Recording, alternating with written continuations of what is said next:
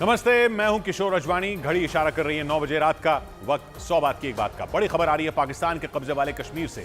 वहां के लोगों का गुस्सा पाकिस्तान की सरकार और फौज के खिलाफ इस कदर भड़क गया कि वहां के हालात बेकाबू हो गए। वहां के लोग सीधा भारत में शामिल होने की मांग कर रहे हैं। पाकिस्तान की सरकार ने वहां इंटरनेट तक बंद कर दिया है। लोगों पर जुल्म करने के लिए सेना की तैनाती कर दी गई है। हजारों की संख्या में लोगों ने सड़कों पर उतरकर पाकिस्तान के खिलाफ गुस्सा निकाला। इस दौरान प्रदर्शनकारियों ने भारत में विलय की चेतावनी दी।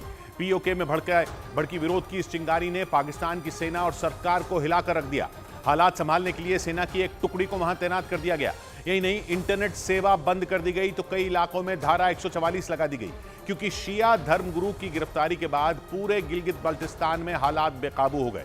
प्रदर्शन कर रहे लोगों ने भारत में विलय की मांग तेज करते हुए पाकिस्तान सरकार के खिलाफ नारेबाजी की। वहां के कई इलाकों में हिंसक प्रदर्शन की खबरें भी सामने आई और हजारों की संख्या में लोगों ने पाकिस्तान सरकार के खिलाफ प्रदर्शन में हिस्सा लिया और शिया धर्मगुरु की रिहाई की मांग की। प्रदर्शन के दौरान लोगों ने गृह युद्ध की चेतावनी के साथ भारत में विलय की धमकी भी दे डाली।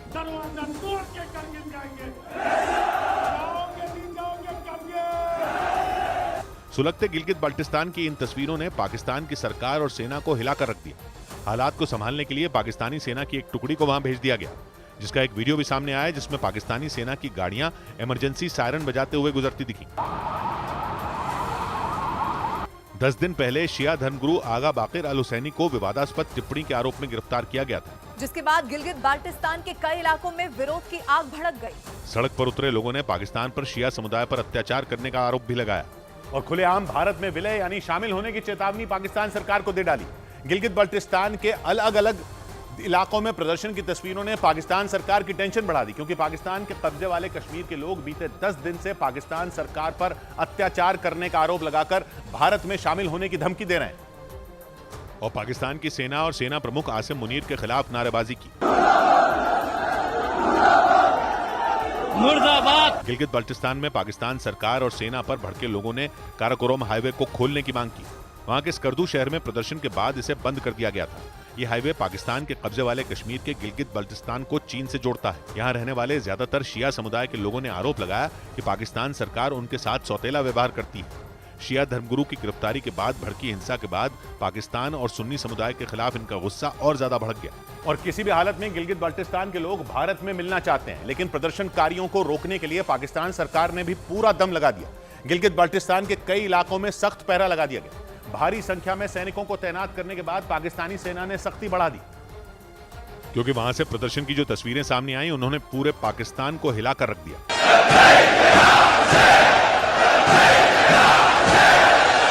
पाकिस्तानी सेना के अफसरों को एक धर्मगुरु की गिरफ्तारी के बाद भड़की चिंगारी से पीओके के हाथों से फिसलता दिखा, क्योंकि वहां प्रदर्शन कर रहे लोग पाकिस्तान सरकार को खुली चुनौती देते दिखाई दिए। इस 500 किलोमीटर में बसने वाले मुसलमान तुम्हारे लिए इन 500 किलोमीटर के अंदर कब्रिस्तान बना देंगे।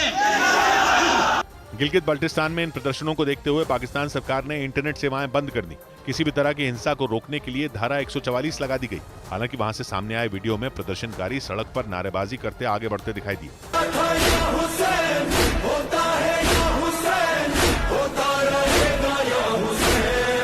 जिसके बाद गिलगित बाल्टिस्तान में तैनात सेना ने पूरे इलाके को छावनी में तब्दील कर दिया।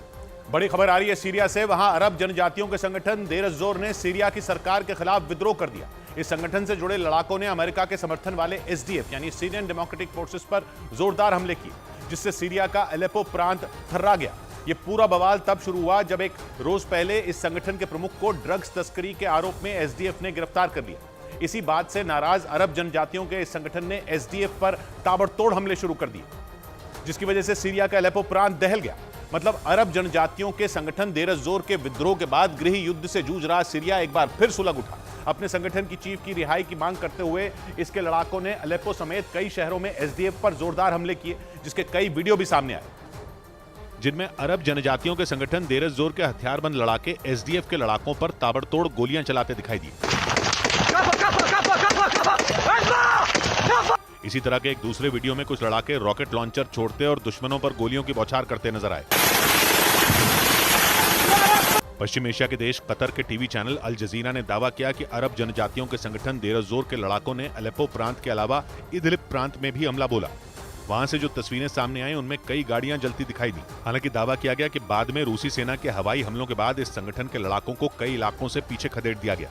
हालांकि सीरिया में अरब जनजातियों के संगठन देर जोर की तरफ से यह दावा किया गया कि उसके लड़ाकों ने अलेप्पो प्रांत में मौजूद कई गांवों पर कब्जा कर दिया। मतलब इस संगठन के लड़ाकों ने अमेरिका और सीरिया की सरकार के समर्थन वाले एसडीएफ के आगे हार नहीं मानी, बल्कि उसका दावा है कि उसके लड़ाके लगातार अलेप्पो और उसके आसपास वाले इलाकों पर तेजी से कब्जा करते हुए आगे बढ़ रहे हैं। अरब जनजातियों के संगठन देर जोर ने यह भी दावा किया कि उसके लड़ाकों ने अलेप्पो प्रांत में मौजूद कई गांवों पर कब्जा कर लिया है। इस संगठन की तरफ से एक वीडियो भी जारी किया गया जिसमें एक इलाके की सड़क पर गाड़ियों का एक लंबा चौड़ा काफिला दिखाई दिया। उस काफिले में सैकड़ों गाड़ियां नजर आईं जो तेजी से एक इलाके पर कंट्रोल करने के लिए आगे बढ़ती दिखी। मतलब अरब जनजातियों के इस संगठन का विद्रोह खत्म नहीं हुआ, बल्कि वो सीरिया के अलेप्पो प्रांत के इलाकों पर तेजी से कब्जा करने में जुटा है। और सीरिया के अलेप्पो प्रांत के रक्का शहर में अरब जनजातियों के संगठन देर जोर के लड़ाकों ने अमेरिका के समर्थन वाले एसडीएफ यानी सीरियन डेमोक्रेटिक फोर्सेस पर बड़ा हमला बोला। कतर के टीवी चैनल अल जजीरा के मुताबिक इस हमले में एसडीएफ को काफी नुकसान उठाना पड़ा और उनके कुछ लड़ाकों की मौत भी हो गई।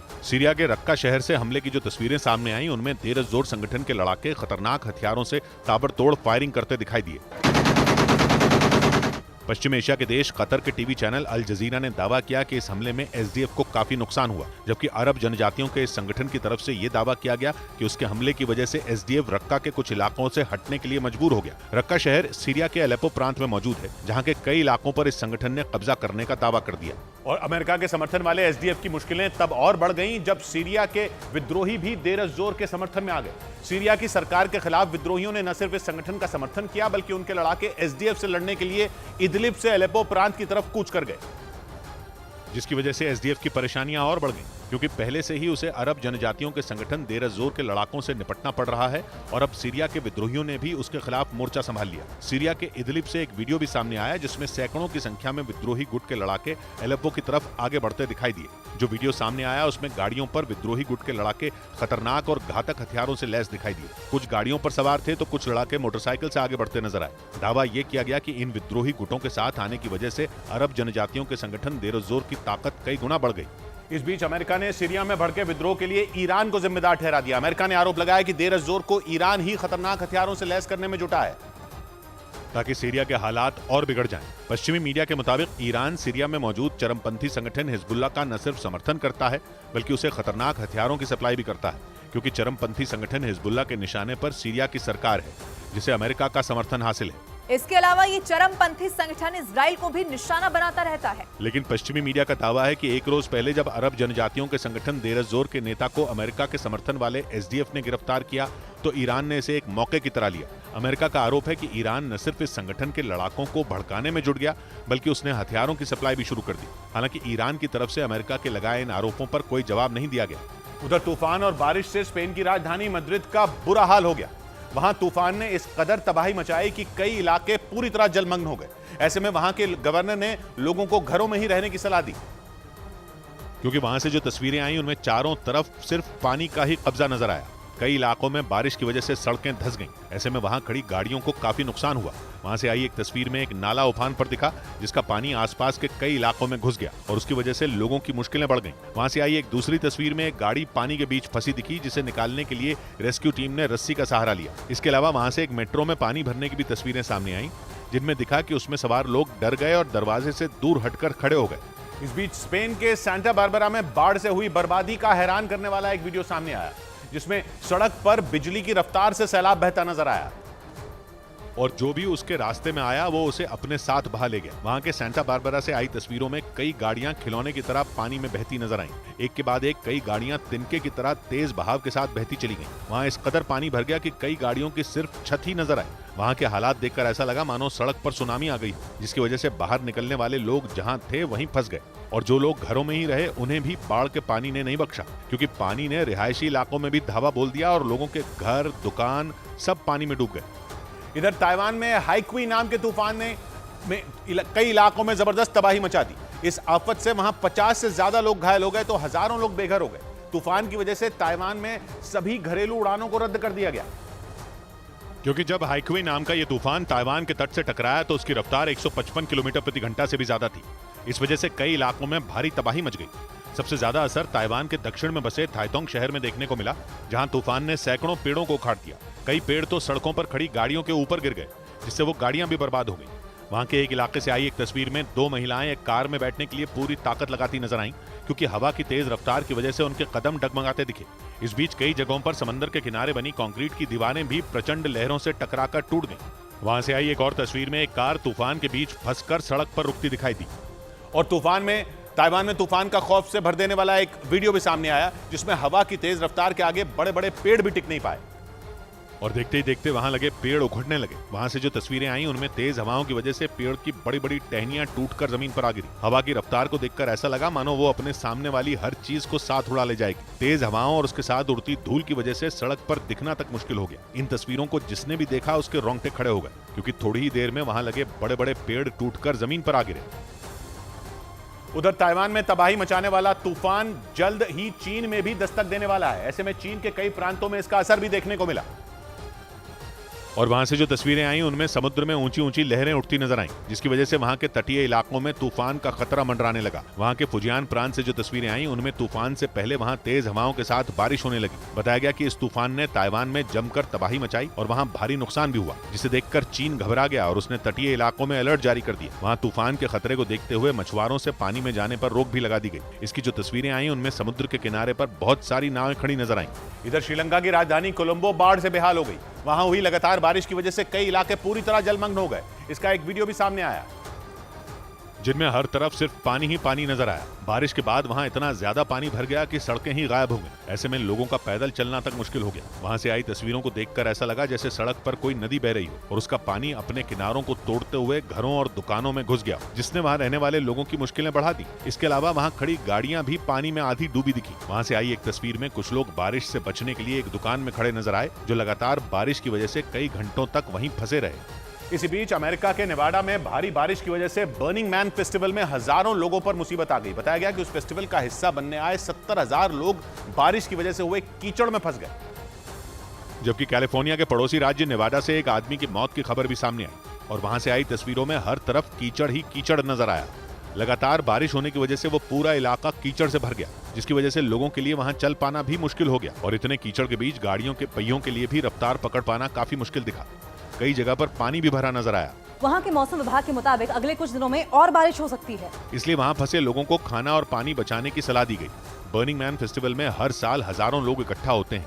इस फेस्टिवल की शुरुआत 1990 में हुई थी, जिसमें लोग एक हफ्ते तक यहाँ रहकर नाच गाने का आनंद लेते हैं। उधर अमेरिका के लास वेगस में लगातार हो रही मूसलाधार बारिश लोगों के लिए मुश्किल की वजह बन गई। वहां भारी बारिश के बाद आई बाढ़ में एक आदमी की जान चली गई। बारिश की वजह से लास वेगस का एक बड़ा हिस्सा बाढ़ की चपेट में आ गया, जिसने लोगों की परेशानी बढ़ा दी। वहां से सामने आया एक वीडियो में एक आदमी सड़क पर खड़ी एक कार को धक्का लगाता नजर आया। वहां भारी बारिश का असर सड़कों पर खास तौर पर दिखा और वहां की सड़कें दरिया में तब्दील हो गई, जिनमें ऊंची ऊंची लहरें उठती नजर आईं। इसके अलावा सड़कों पर चलने वाली कुछ कारें रेंगती दिखाई दी। कई जगहों पर तो कार सड़क पर जलभराव की वजह से आधी डूबी भी नजर आईं, जिन्हें रेस्क्यू टीम की गाड़ी खींचती दिखाई दी। वहां से आई एक तस्वीर में एक सबवे में मटमैले पानी का दरिया बहता दिखा। लास वेगस में इस साल बाढ़ की ये पहली घटना नहीं है। इससे पहले पिछले महीने वहां हिलरी तूफान ने भी भयंकर तबाही मचाई थी। इधर पश्चिमी मीडिया के मुताबिक अमेरिका की सेना अपने रोबोट कुत्तों को राइफल से लैस करेगी। इतना ही नहीं, दावा तो यहां तक किया गया कि उन्हें AI यानी आर्टिफिशियल इंटेलिजेंस से भी लैस किया जाएगा, जो उन्हें टारगेट को चुनने और उस पर हमला करने में मदद करेगा।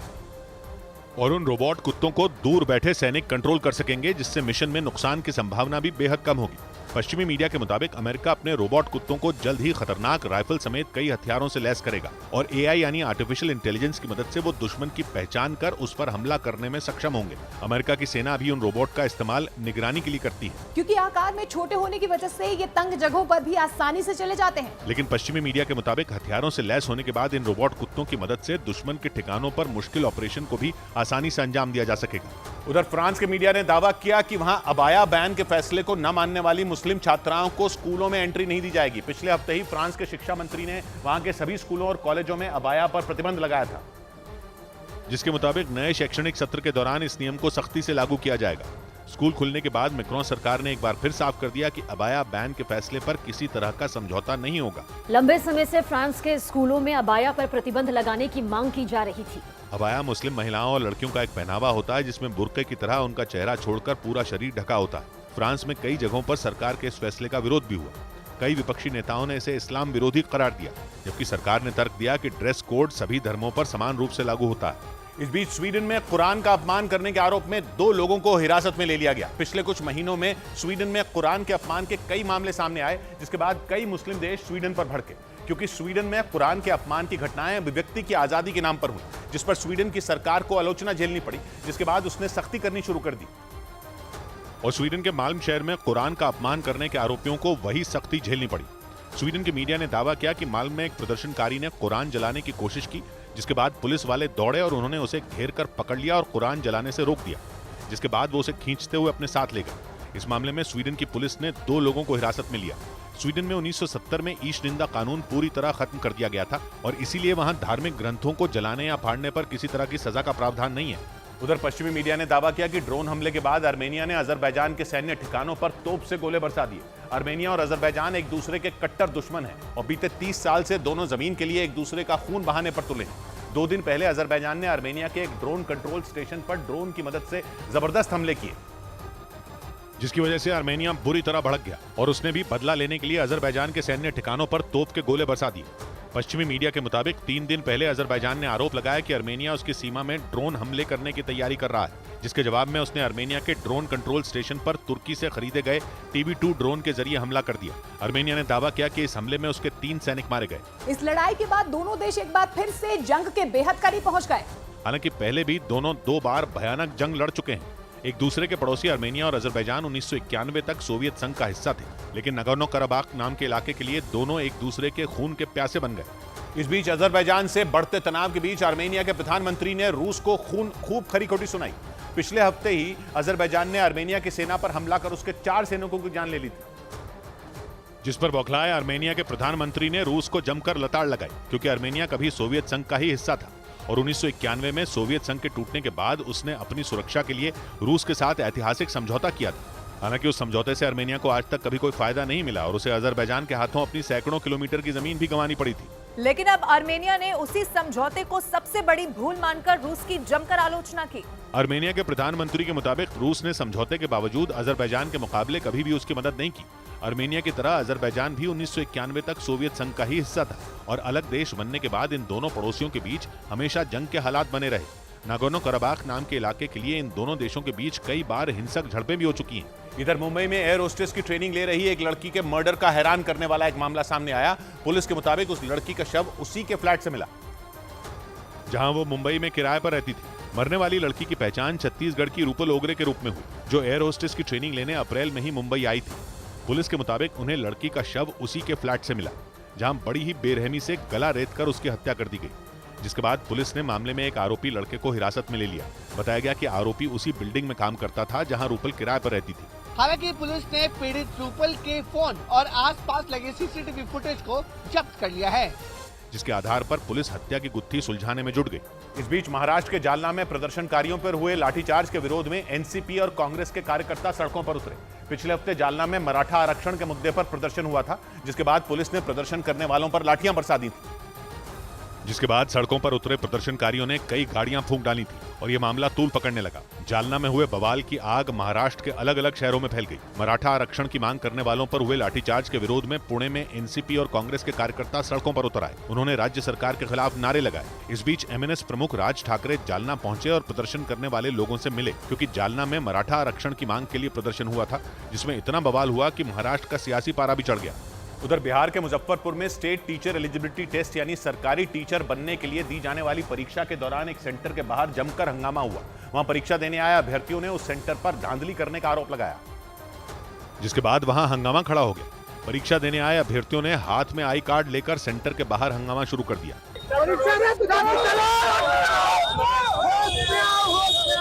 उन्होंने आरोप लगाया कि स्टेट टीचर एलिजिबिलिटी टेस्ट यानी सरकारी टीचर बनने के लिए दी जाने वाली परीक्षा शुरू होने से पहले ही वहां कई लोग परीक्षा दे रहे थे, जिससे नाराज होकर प्रदर्शन कर रहे अभ्यर्थियों ने परीक्षा देने से इनकार कर दिया और हंगामा करने लगे। हालांकि हंगामा बढ़ता देख वहां पहुंचे अधिकारियों ने उन्हें शांत कराया। घंटों चले हंगामे के बाद परीक्षा को रद्द कर दिया गया। इस बीच रूस के सेंट पीटर्सबर्ग में एक तेल डिपो के करीब भीषण आग लग गई, जिसके बाद वहां हड़कंप मच गया। इसका एक डराने वाला वीडियो भी सामने आया, जिसमें उस डिपो के पास से काले धुएं का गुबार उठता नजर आया। वहां से जो वीडियो आया उसमें आग की ऊंची ऊंची लपटें उठती दिखी और तभी अचानक वहां जोरदार धमाका हुआ, जिसकी आवाज सुनकर आसपास रहने वाले लोग दहशत में आ गए। आग इतनी भयंकर थी कि कुछ ही देर में उसके काले धुएं ने पूरे इलाके को घेर लिया और हर तरफ सिर्फ धुआं ही धुआं नजर आया। हालांकि इस दौरान दमकल कर्मी लगातार आग पर काबू पाने की कोशिश करते नजर आए, लेकिन आग इतनी ज्यादा फैल चुकी थी कि उसका काला धुआं कई किलोमीटर दूर से ही दिखने लगा। उधर अमेरिका ने पाकिस्तान को दी जाने वाली सैन्य सहायता पर रोक लगाने की तैयारी कर ली।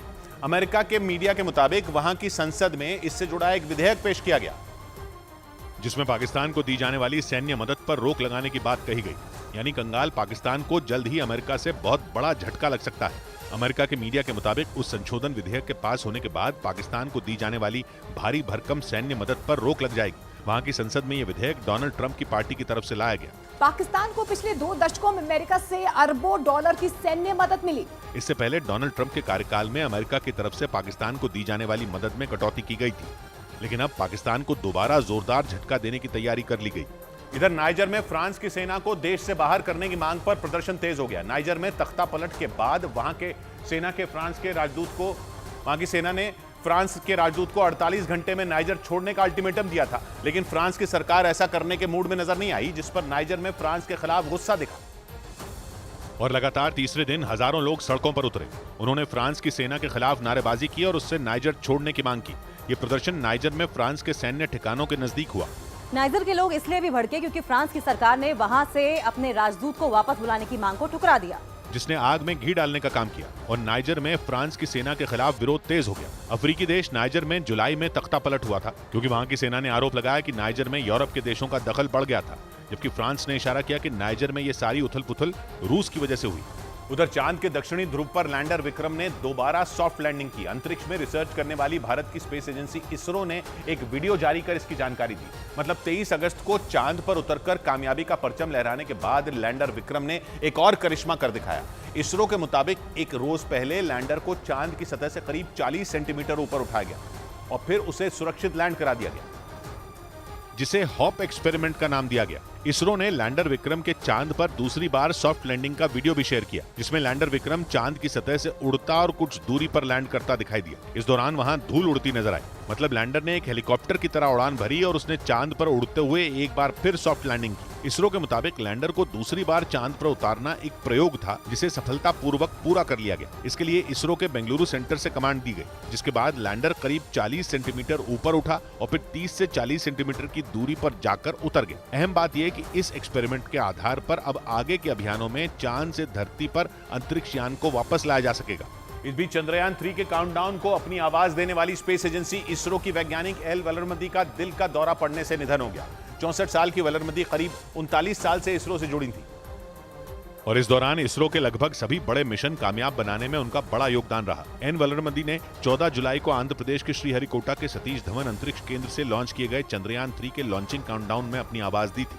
9, 8, 7 लेकिन उनकी वही आवाज इसरो के लिए और देश के लिए उनकी सबसे बड़ी यादगार बनकर रह गई। चंद्रयान 3 से पहले भी वो इसरो के कई सफल अभियानों को अपनी आवाज दे चुकी हैं, लेकिन 2 दिन पहले दिल का दौरा पड़ने की वजह से एन वलरमदी का निधन हो गया, जिसके बाद केंद्रीय मंत्री राजीव चंद्रशेखर ने ट्वीट कर जब उन्हें श्रद्धांजलि दी तो उन्हें वॉइस ऑफ इसरो बता दिया। 2015 में इसरो के वैज्ञानिकों के लिए अब्दुल कलाम पुरस्कार की शुरुआत की गई थी और उसी साल एन वलरमदी इस पुरस्कार को पाने वाली पहली वैज्ञानिक बनी थी। उधर चीन के सरकारी अखबार ग्लोबल टाइम्स के पूर्व संपादक ने भारत के मिशन चंद्रयान 3 की जमकर तारीफ की। कुछ दिनों पहले भारत की स्पेस एजेंसी इसरो ने चंद्रमा के दक्षिणी ध्रुव पर चंद्रयान 3 की सफल लैंडिंग कराकर इतिहास रच दिया था, क्योंकि ऐसा करने वाला भारत दुनिया का पहला देश बन गया था, जिसके बाद पूरी दुनिया ने इसरो का लोहा माना। चीन तक भारत की इस ऐतिहासिक सफलता पर भारत की तारीफ करने से खुद को नहीं रोक पाया। वहां के सरकारी अखबार ग्लोबल टाइम्स के पूर्व संपादक हू शिजिन ने तो इसरो की तारीफों के पुल ही बांध डाले। उन्होंने इसरो को टैग करते हुए ट्वीट किया और लिखा कि 10 दिन पहले भारत का अंतरिक्ष यान चंद्रमा पर सफलतापूर्वक उतरा, जो अंतरिक्ष में भारत की प्रभावशाली उपलब्धि है। इससे पहले ग्लोबल टाइम्स ने चीनी अंतरिक्ष एजेंसी और भारतीय अंतरिक्ष एजेंसी के एक साथ काम करने पर जोर दिया था। वैसे हू शिजिन चीन के वो पत्रकार हैं जिन्होंने गलवान घाटी में हुई झड़प के दौरान भारत के खिलाफ जमकर जहर उगला था। इधर हरियाणा के जींद में कांग्रेस कार्यकर्ताओं ने पार्टी पर्यवेक्षकों के खिलाफ मोर्चा खोल दिया। उन्होंने आरोप लगाया कि जींद में पार्टी कार्यकर्ताओं से मिलने पहुंचे पार्टी पर्यवेक्षकों ने केवल भूपेंद्र हुड्डा के समर्थकों से मुलाकात की, जबकि कांग्रेस के राज्यसभा सांसद रणदीप सुरजेवाला के समर्थकों को इसकी भनक तक नहीं लगी।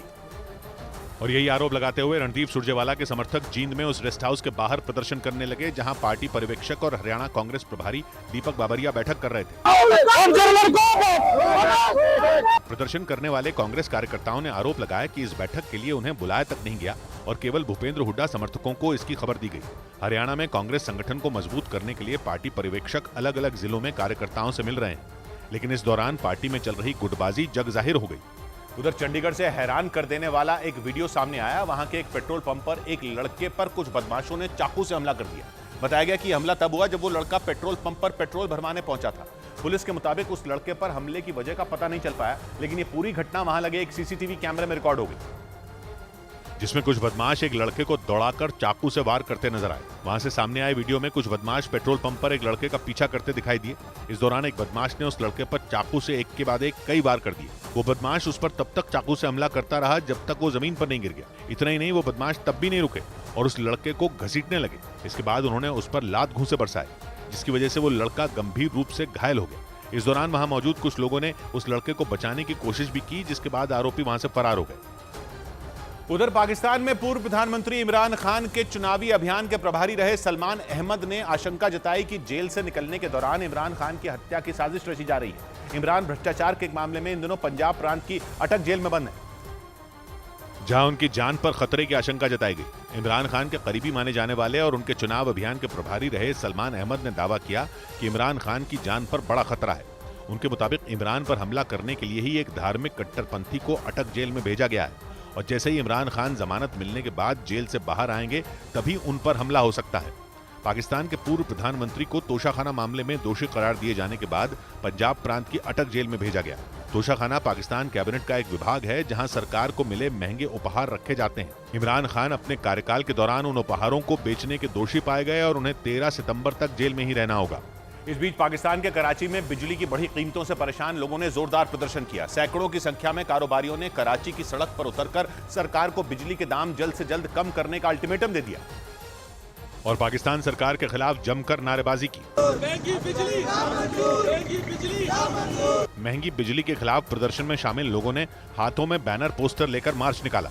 प्रदर्शनकारियों ने सरकार को अल्टीमेटम दिया कि उनकी मांग जल्द पूरी नहीं की गई तो गुस्सा और ज्यादा भड़क जाएगा। आप हमें कानून को हाथ में लेने ना दें, ऐसा ना हो कि ये आवाम कानून को हाथ में ले। बिजली के बढ़े हुए दामों के खिलाफ कराची शहर में कारोबारियों ने हड़ताल भी की।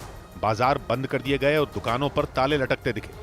पिछले हफ्ते पाकिस्तान सरकार ने बिजली के दामों में अचानक बढ़ोतरी करने का फैसला लिया था, जिसके बाद पूरे पाकिस्तान में हाहाकार मच गया और आर्थिक संकट से जूझ रहे पाकिस्तान को उबारने के लिए वहां के सेना प्रमुख आसिम मुनीर ने मोर्चा संभाल लिया। पाकिस्तान पिछले कई महीनों से कंगाली के दौर से गुजर रहा है और इस वजह से पाकिस्तान में महंगाई सबसे बड़ी मुसीबत बन चुकी है, क्योंकि वहां की सरकार की गलत नीतियों ने पाकिस्तानी रुपए को डॉलर के मुकाबले इतना कमजोर कर दिया कि उसका विदेशी मुद्रा भंडार लगातार कम होता चला गया, जिससे पाकिस्तान को विदेशों से कोई भी चीज मंगवाने के लिए भी 100 बार सोचना पड़ रहा है। ऐसे में पाकिस्तान में महंगाई लगातार बढ़ती जा रही है, जिसका असर वहाँ के कारोबारियों पर पड़ रहा है। इस हालत से बौखलाए कारोबारियों ने पिछले हफ्ते ही वहाँ सबसे बड़ी हड़ताल शुरू कर दी थी, जिससे निपटने के लिए वहाँ के आर्मी चीफ आसिम मुनीर ने मोर्चा संभाला और पाकिस्तान के कई बड़े कारोबारियों से मुलाकात की। इस बैठक में उन्होंने व्यापारियों को भरोसा दिया कि महंगाई कम करने की कोशिशें जल्द शुरू की जाएंगी। आसिम मुनीर इससे पहले कई बार पाकिस्तान को फंड दिलाने के लिए कई देशों का दौरा भी कर चुके हैं। इस बीच पाकिस्तान की पंजाब प्रांत की पुलिस ने आतंकी संगठन ISIS से जुड़ी 5 आतंकवादियों को गिरफ्तार करने का दावा किया। आरोप है कि वो सभी पाकिस्तान के अलग अलग शहरों में आतंकी हमलों को अंजाम देने की फिराक में थी, लेकिन उससे पहले ही पाकिस्तान की पंजाब प्रांत की पुलिस ने उन्हें गिरफ्तार कर लिया। ये पहली बार है कि पाकिस्तान में एक साथ 5 महिला आतंकवादियों को पकड़ा गया। उनके पास से पुलिस ने कई हथियार, पैसे और प्रतिबंधित किताबें बरामद की। वहां की पुलिस के मुताबिक ये सभी पहले भी कई आतंकी घटनाओं को अंजाम दे चुकी थी।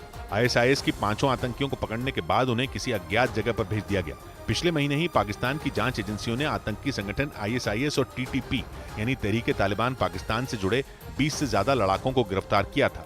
पिछले 1 साल में TTP के आतंकियों ने पाकिस्तान की नाक में दम कर रखा है। इस संगठन के निशाने पर खासतौर पर वहां की सेना और पुलिस है, लेकिन TTP के साथ ISIS के जुड़ने से पाकिस्तान की मुसीबत और बढ़ गई।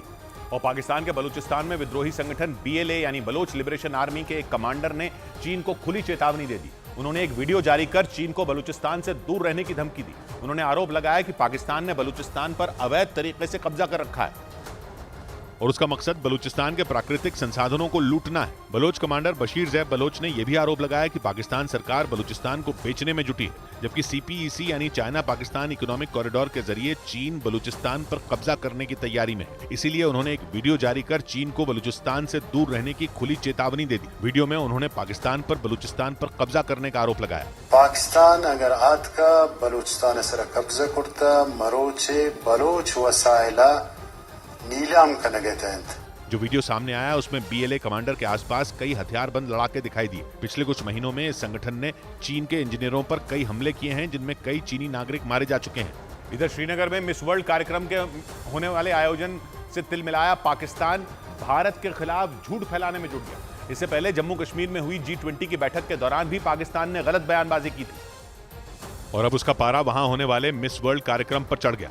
श्रीनगर में 8 दिसंबर को मिस वर्ल्ड इवेंट होने वाला है, जिस पर पाकिस्तान इतना तिलमिला गया कि उसने जम्मू कश्मीर को लेकर झूठे बयान देने शुरू कर दिए। वहां के विदेश मंत्रालय की प्रवक्ता मुमताज जहरा बलोच ने आरोप लगाया कि जम्मू कश्मीर में हालात सामान्य नहीं है और इसके बावजूद भारत वहां इतने बड़े कार्यक्रम का आयोजन करने जा रहा है, जबकि मई महीने में ही भारत श्रीनगर में G20 की एक अहम बैठक करवाकर पूरी दुनिया के सामने पाकिस्तान की बोलती बंद कर चुका है। उस बैठक में कई देशों के प्रतिनिधि शामिल हुए थे। जम्मू कश्मीर से आर्टिकल 370 और 35 से हटने के बाद से ही हालात लगातार सुधरे हैं और इसी बात से पाकिस्तान बौखलाया हुआ है। इसी बीच जम्मू कश्मीर के रियासी जिले में सुरक्षा बल ने मुठभेड़ के दौरान एक आतंकी को ढेर करने का दावा किया। आतंकियों के साथ हुई इस मुठभेड़ में सुरक्षा बल के 2 जवानों के भी जख्मी होने की खबर आई, जिनमें एक सेना का जवान और एक जम्मू कश्मीर पुलिस का जवान शामिल। सूत्रों के मुताबिक जम्मू कश्मीर पुलिस को रियासी इलाके में आतंकियों के छिपे होने की खबर मिली थी, जिसके बाद सेना की मदद से पुलिस ने एक साझा ऑपरेशन चलाया और आतंकियों ने खुद को बचाने के लिए फायरिंग शुरू कर दी, जबकि उसके कुछ और साथियों के होने की भी आशंका जताई गई। हालांकि शुरुआती जांच में ये साफ नहीं हो पाया कि इन आतंकियों का ताल्लुक किस आतंकी संगठन से है। उधर चीन और पाकिस्तान से एक साथ निपटने के लिए भारतीय वायुसेना ने सबसे बड़ी प्रैक्टिस शुरू कर दी।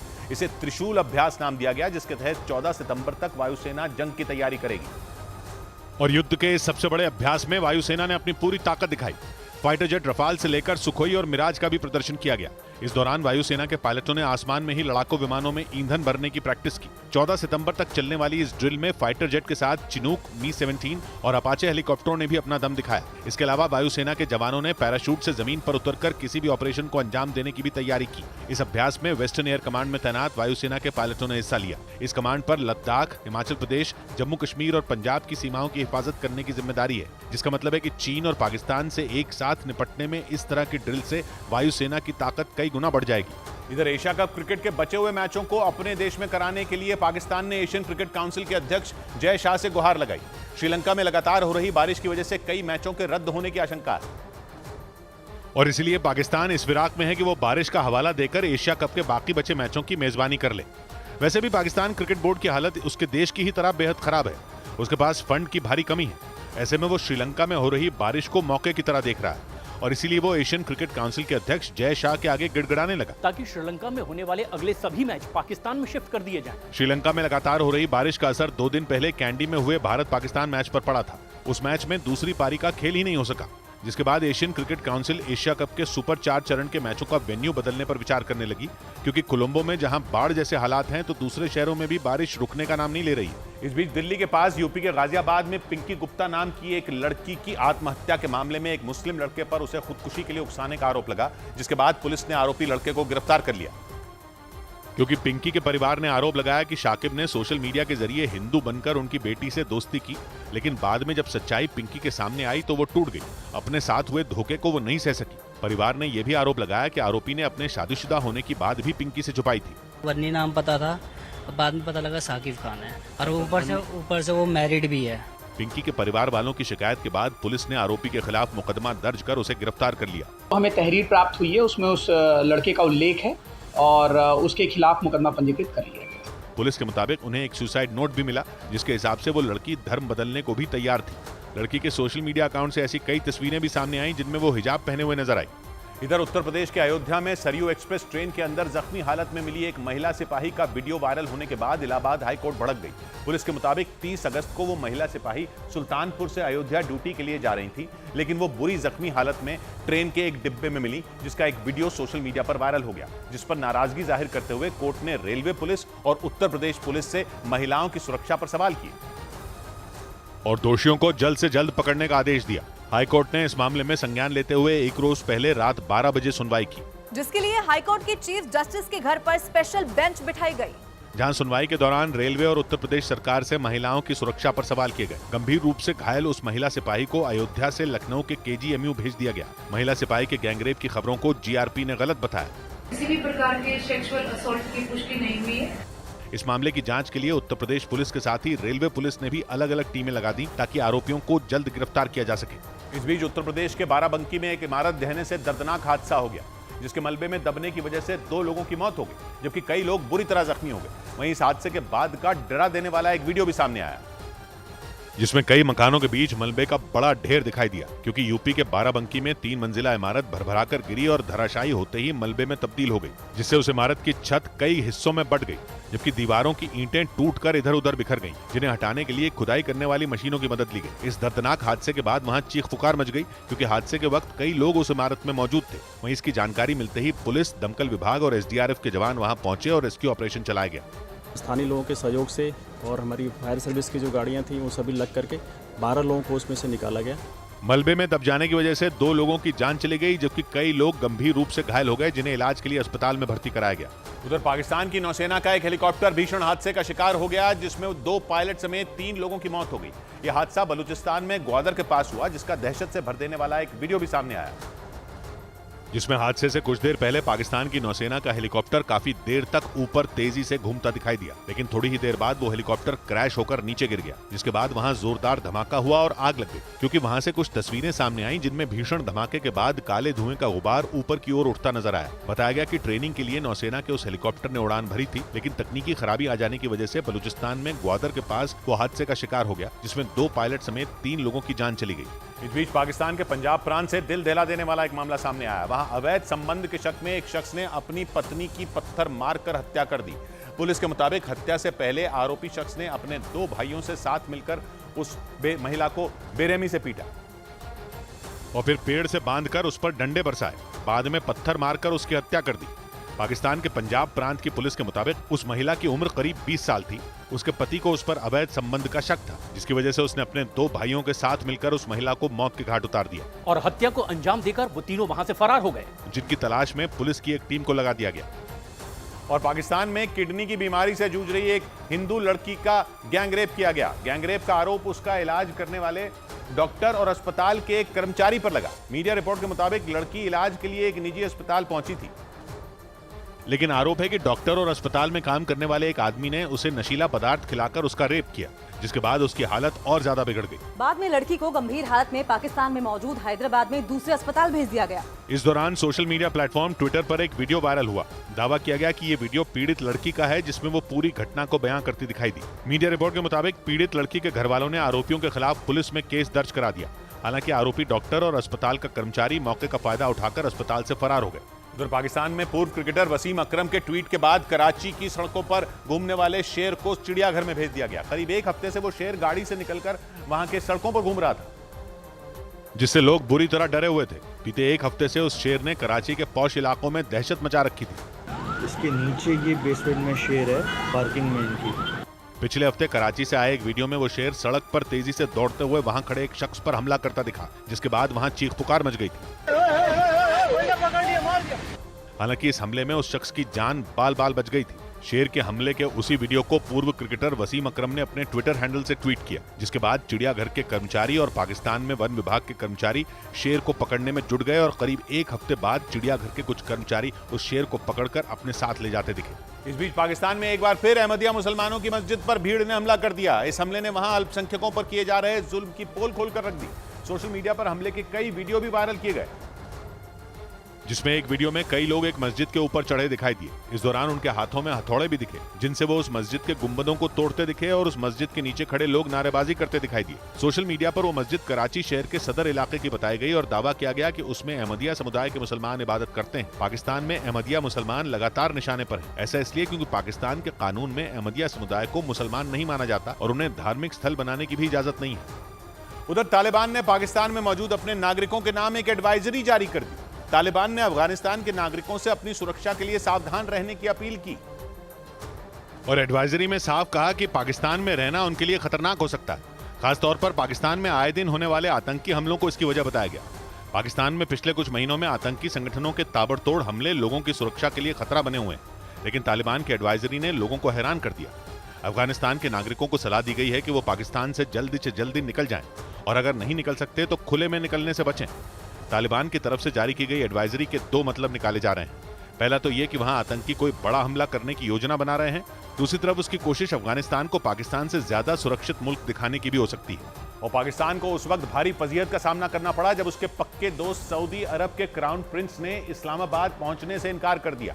भारत में होने वाले G20 सम्मेलन में हिस्सा लेने के लिए सऊदी अरब के क्राउन प्रिंस मोहम्मद बिन सलमान भारत आने वाले हैं और पहले उनका कार्यक्रम भारत के बाद सीधा इस्लामाबाद जाने का था। सऊदी अरब हमेशा से पाकिस्तान के सबसे पक्के दोस्तों में रहा है, लेकिन 2019 के बाद से क्राउन प्रिंस की मेजबानी का मौका पाकिस्तान को कभी नहीं मिला।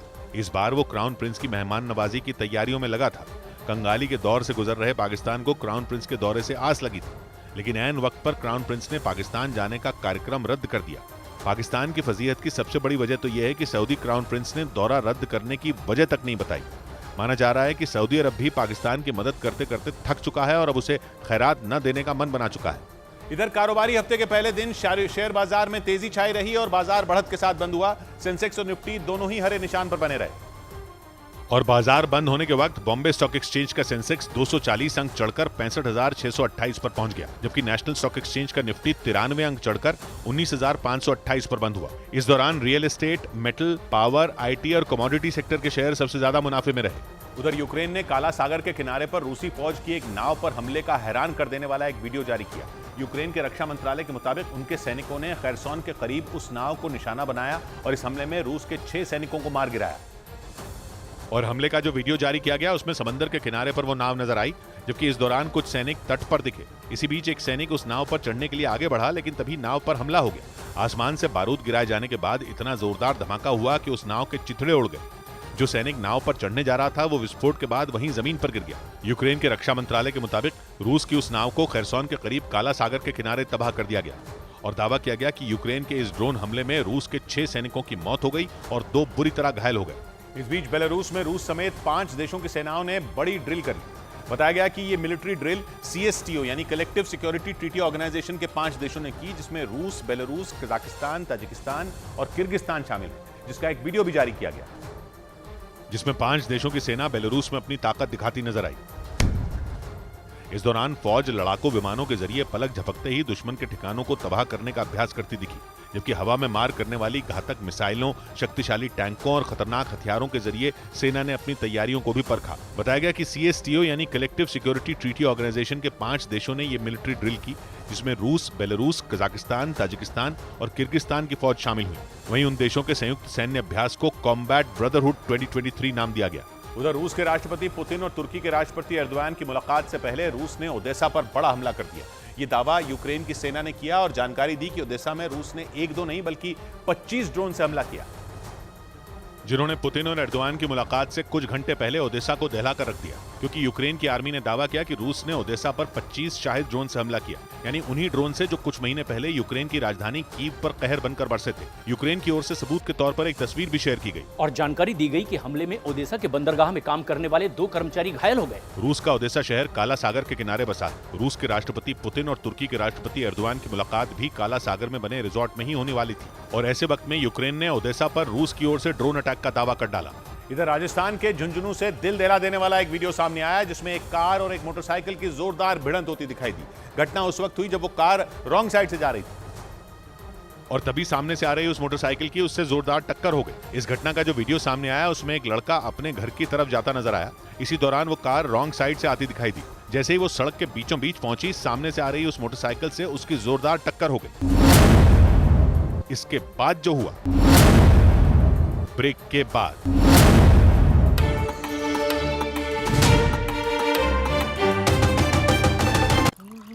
माँ, डेडलाइन तो मेरी है, तुम क्यों उठ गई इतनी जल्दी? मैं नहीं कर पाऊंगी ये सब अपने बच्चों के लिए। पहले ना मैं भी यही कहती थी। प्यार से चाय बनाते, प्यार से रिश्ते निभाते। वाघ बकरी चाय हमेशा रिश्ते बनाए। मैंने फैन से पूछा था कि कौन से वेलनेस ड्रिंक की रेसिपी जानना चाहेंगे, एंड दे चोज मसाला चाय। हमें इनकी कोई जरूरत नहीं है, मैं सारे इंग्रेडिएंट्स यहाँ हैं। 7 मसालों की गुडनेस जो बढ़ाए आपकी वेलनेस। परफेक्ट मसाला चाय कोई भी बना पाए। वाघ बकरी स्पाइस टी। बड़ी खबर आ रही है पाकिस्तान के कब्जे वाले कश्मीर से। वहां के लोगों का गुस्सा पाकिस्तान की सरकार और फौज के खिलाफ इस कदर भड़क गया कि वहां के हालात बेकाबू हो गए। वहां के लोग सीधा भारत में शामिल होने की मांग कर रहे हैं। पाकिस्तान की सरकार ने वहां इंटरनेट तक बंद कर दिया है। लोगों पर जुल्म करने के लिए सेना की तैनाती कर दी गई है। हजारों की संख्या में लोगों ने सड़कों पर उतरकर पाकिस्तान के खिलाफ गुस्सा निकाला। इस दौरान प्रदर्शनकारियों ने भारत में विलय की चेतावनी दी। पीओके में भड़की विरोध की इस चिंगारी ने पाकिस्तान की सेना और सरकार को हिलाकर रख दिया। हालात संभालने के लिए सेना की एक टुकड़ी को वहां तैनात कर दिया गया। यही नहीं, इंटरनेट सेवा बंद कर दी गई तो कई इलाकों में धारा 144 लगा दी गई, क्योंकि शिया धर्मगुरु की गिरफ्तारी के बाद पूरे गिलगित बल्टिस्तान में हालात बेकाबू हो गए। प्रदर्शन कर रहे लोगों ने भारत में विलय की मांग तेज करते हुए पाकिस्तान सरकार के खिलाफ नारेबाजी की। वहां के कई इलाकों में हिंसक प्रदर्शन की खबरें भी सामने आई और हजारों की संख्या में लोगों ने पाकिस्तान सरकार के खिलाफ प्रदर्शन में हिस्सा लिया और शिया धर्मगुरु की रिहाई की मांग की। प्रदर्शन के दौरान लोगों ने गृह युद्ध की चेतावनी के साथ भारत में विलय की धमकी भी दे डाली।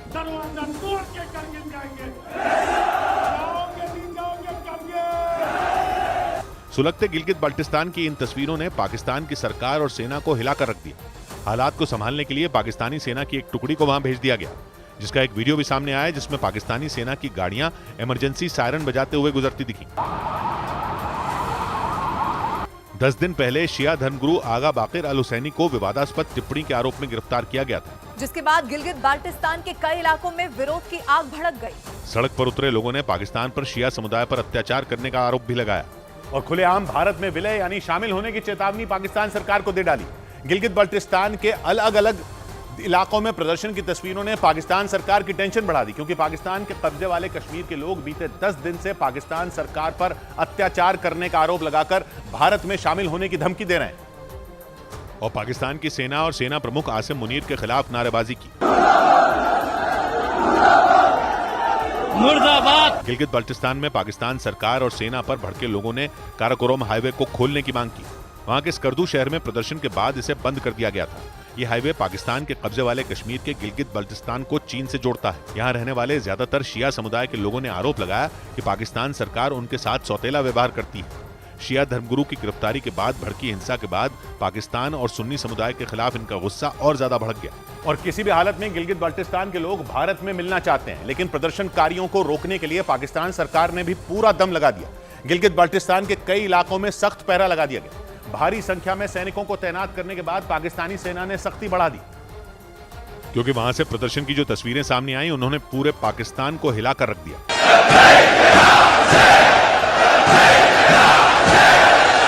पाकिस्तानी सेना के अफसरों को एक धर्मगुरु की गिरफ्तारी के बाद भड़की चिंगारी से पीओके हाथों से फिसलता दिखा, क्योंकि वहां प्रदर्शन कर रहे लोग पाकिस्तान सरकार को खुली चुनौती देते दिखाई दिए। इस 500 किलोमीटर में बसने वाले मुसलमान तुम्हारे लिए इन 500 किलोमीटर के अंदर कब्रिस्तान बना देंगे। गिलगित बाल्टिस्तान में इन प्रदर्शनों को देखते हुए पाकिस्तान सरकार ने इंटरनेट सेवाएं बंद कर दी। किसी भी तरह की हिंसा को रोकने के लिए धारा 144 लगा दी गई। हालांकि वहां से सामने आए वीडियो में प्रदर्शनकारी सड़क पर नारेबाजी करते आगे बढ़ते दिखाई दिए।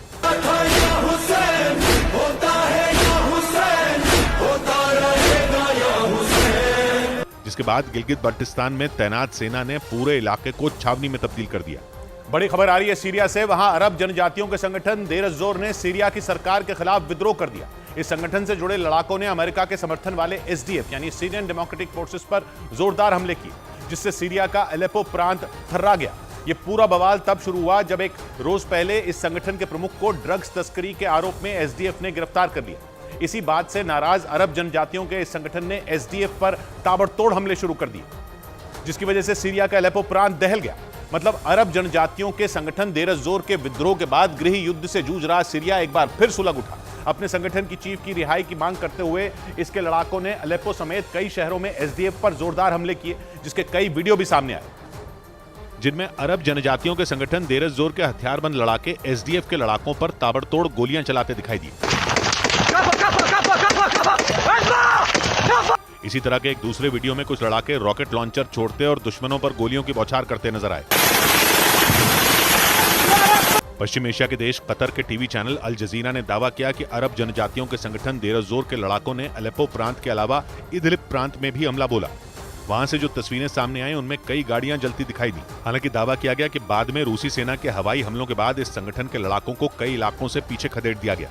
हालांकि सीरिया में अरब जनजातियों के संगठन देर जोर की तरफ से यह दावा किया गया कि उसके लड़ाकों ने अलेप्पो प्रांत में मौजूद कई गांवों पर कब्जा कर दिया। मतलब इस संगठन के लड़ाकों ने अमेरिका और सीरिया की सरकार के समर्थन वाले एसडीएफ के आगे हार नहीं मानी, बल्कि उसका दावा है कि उसके लड़ाके लगातार अलेप्पो और उसके आसपास वाले इलाकों पर तेजी से कब्जा करते हुए आगे बढ़ रहे हैं। अरब जनजातियों के संगठन देर जोर ने यह भी दावा किया कि उसके लड़ाकों ने अलेप्पो प्रांत में मौजूद कई गांवों पर कब्जा कर लिया है। इस संगठन की तरफ से एक वीडियो भी जारी किया गया जिसमें एक इलाके की सड़क पर गाड़ियों का एक लंबा चौड़ा काफिला दिखाई दिया। उस काफिले में सैकड़ों गाड़ियां नजर आईं जो तेजी से एक इलाके पर कंट्रोल करने के लिए आगे बढ़ती दिखी। मतलब अरब जनजातियों के इस संगठन का विद्रोह खत्म नहीं हुआ, बल्कि वो सीरिया के अलेप्पो प्रांत के इलाकों पर तेजी से कब्जा करने में जुटा है। और सीरिया के अलेप्पो प्रांत के रक्का शहर में अरब जनजातियों के संगठन देर जोर के लड़ाकों ने अमेरिका के समर्थन वाले एसडीएफ यानी सीरियन डेमोक्रेटिक फोर्सेस पर बड़ा हमला बोला। कतर के टीवी चैनल अल जजीरा के मुताबिक इस हमले में एसडीएफ को काफी नुकसान उठाना पड़ा और उनके कुछ लड़ाकों की मौत भी हो गई।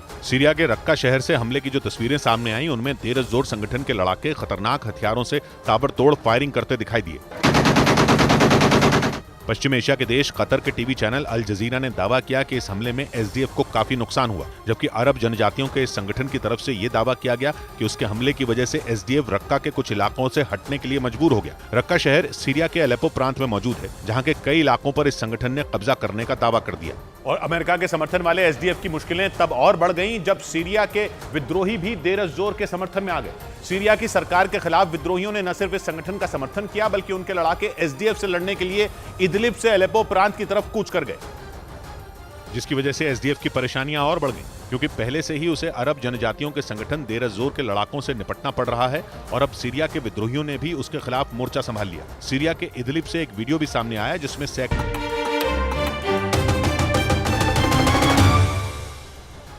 ब्रेकिंग न्यूज आ रही है बेलारूस से। बेलारूस और पोलैंड के बीच एक बार फिर तनाव बढ़ गया, क्योंकि बेलारूस का आरोप है कि पोलैंड के लड़ाकू हेलीकॉप्टर ने उसकी सीमा में बेहद नीचे उड़ान भरी, जिसके बाद बेलारूस ने इसे पोलैंड की उकसाने वाली कार्रवाई बताकर उसे सख्त चेतावनी दे दी, जिसके बाद पोलैंड ने बिना देरी किए बेलारूस के सभी आरोपों को नकार दिया। रूस का सबसे भरोसेमंद दोस्त बेलारूस जहां पुतिन की सेना की मदद कर रहा है, तो पोलैंड जंग की शुरुआत से ही यूक्रेन के साथ खड़ा है और इसी वजह से दोनों देशों के बीच दुश्मनी बढ़ गई है। इस बीच बेलारूस ने पोलैंड पर आरोप लगाया कि उसने अपना लड़ाकू हेलीकॉप्टर उसकी सीमा के पार भेज दिया। बेलारूस ने इसे पोलैंड की उकसाने वाली कार्रवाई बताया। हालांकि पोलैंड ने भी बेलारूस पर पलटवार करने में देर नहीं लगाई, क्योंकि रूस के साथ जंग में खड़े बेलारूस ने एक बार फिर पूरी दुनिया के सामने पोलैंड को सीमा का उल्लंघन करने का दोषी बता दिया। बेलारूस ने दावा किया कि पोलैंड के एक मी-24 लड़ाकू हेलीकॉप्टर ने उसकी सीमा में बेहद नीचे उड़ान भरी, जिसके बाद बेलारूस ने पोलैंड को सख्त चेतावनी दी कि वो इस तरह की हरकतों से बाज आए। हालांकि पोलैंड ने बेलारूस के इस आरोप को नकारने में देर नहीं लगाई, लेकिन इस घटना ने दोनों के बीच के तनाव को फिर बढ़ा दिया। पोलैंड की सीमा बेलारूस और यूक्रेन दोनों से लगती है और पोलैंड यूक्रेन के साथ खड़ा है, जबकि बेलारूस रूस के साथ है। इसी वजह से पोलैंड और बेलारूस के बीच भी तलवारें खिंची हैं। उधर इराक के किरकुक शहर में विरोध प्रदर्शन के दौरान भड़की हिंसा में 4 लोगों की मौत हो गई। जबरदस्त हिंसा के बाद किरकुक में कर्फ्यू लगा दिया गया।